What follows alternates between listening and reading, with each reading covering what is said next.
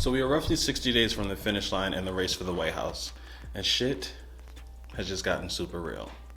Joe Biden has picked Kamala Harris as his vice pres pick, making us the first generation in the history of America to have voted for both a black male president and a black female vice president.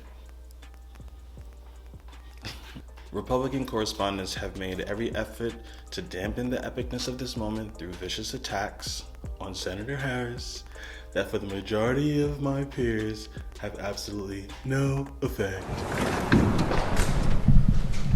Thank you very much. Thank you.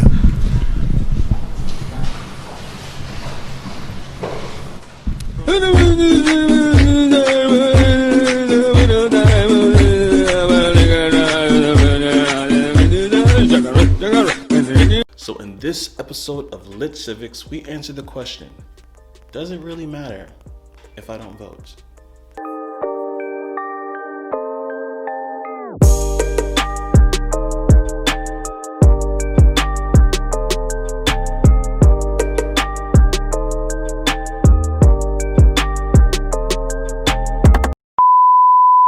What's up guys, I'm Donny and this is Wfmg bringing you the top stories in black culture, news, and politics. If you're new here, welcome.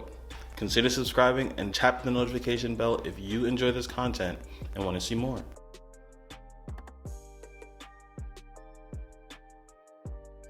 In 1787, during the Constitutional Convention, James Madison, when asked how American presidents should be elected, answered, "The people at large are the fittest to elect the president."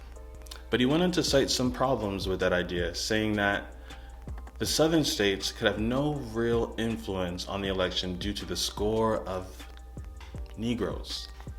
Bruh. Thus starting the debate on the popular vote. During slavery, the population of blacks in some cases was greater than or equal to the population of voting whites. In South Carolina, 50 to 55% of the population was black. In Virginia, around 40%, and in North Carolina, around 30%. Slaves can't vote.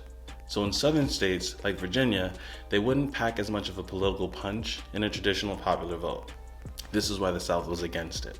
It was becoming clear that if you have an election of the president based solely on the national popular vote, then the South, if they ever put up people, would lose every election. By this time in the convention, they had already agreed to divvy out representatives in Congress based on the total number of free white people and 3/5 of all other people, aka slaves. So the South saw an opportunity to harness their slave population using the same exact formula to regain some of the political power. So they created the birth of the Electoral College.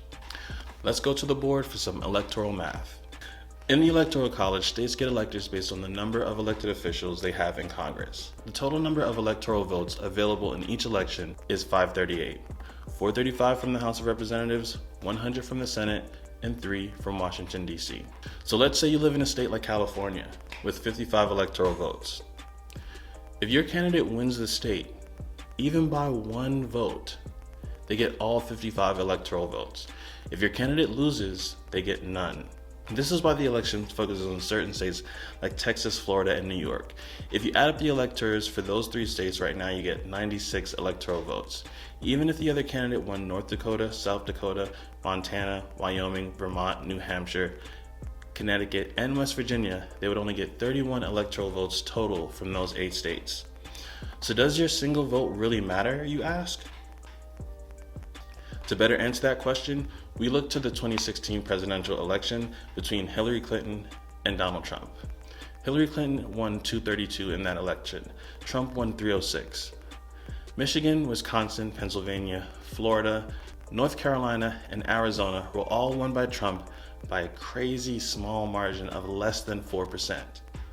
The percentage of non-voters total in 2016 was around 39%. For black voters specifically, it was slightly higher at 41%. In Michigan, a state with 16 electoral votes, Trump won the popular vote by 11,000 votes.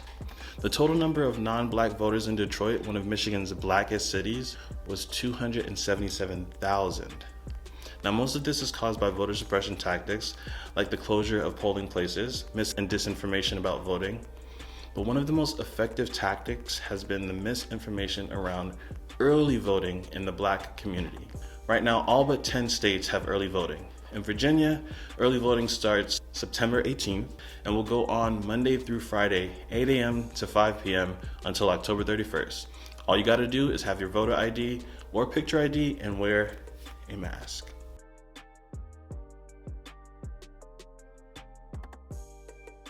So to answer your original question, yes, your vote matters, because when you cast your vote, you are giving your friends and family who have voted a better shot at beating the other side. Let's be frank, voting this year is less about supporting Biden and more about voting out Trump, hate, white supremacy, and just general Karenism.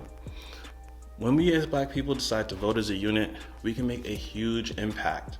Check out the links in the description to register to vote and find your early voting location. If you're ready to vote out hate in this election, comment "dump Trump" in the comments below.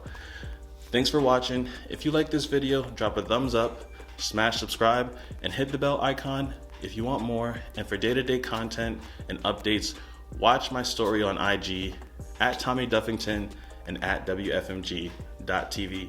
And remember, Black is beautiful.